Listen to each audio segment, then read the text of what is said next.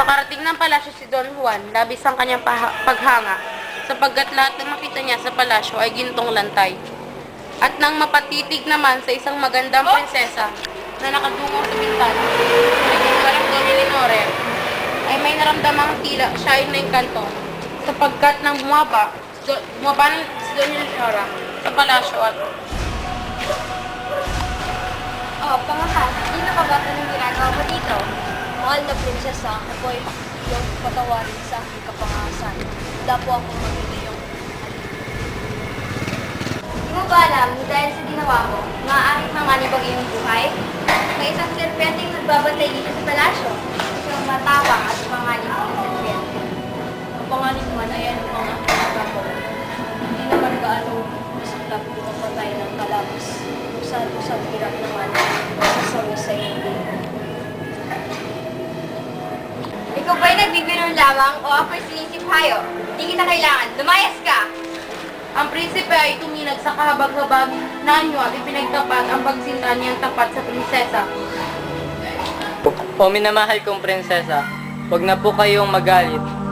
Kung nagkasala man ako, yun ay dahil minamahal kita. Dahil nga't ako'y nagkapuso at ginising ng iyong pagsuyo. Sa dilag mo ay kailangan ko pong matanggap ang pagsiphayo. Labis ang aking paggalang sa iyong kamahalan. Mawala man ang aking buhay, sa galit mo po ay aking kulang. Sa iyong kapangyarihan, sino kaya ang susuway? Ang di ko malaman ay kung ano ang gagawin sa aking pagpani. Hindi na ako nakatiis. Isang mairog na titigan, matamis pa kay sa pulot.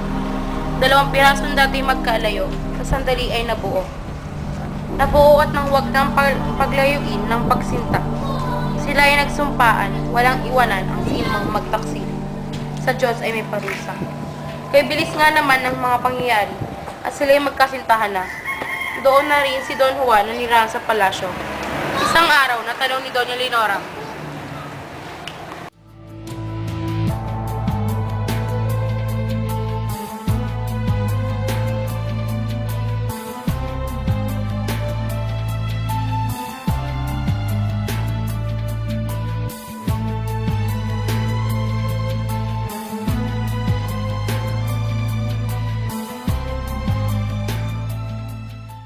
Don Juan, paano ang buhay mo? Haro Diyos ko, Doña Leonora. Ay, amoy manusya din eh. Bakit? Para may tinatago kang tao. Sinalaki ng prinsipe ng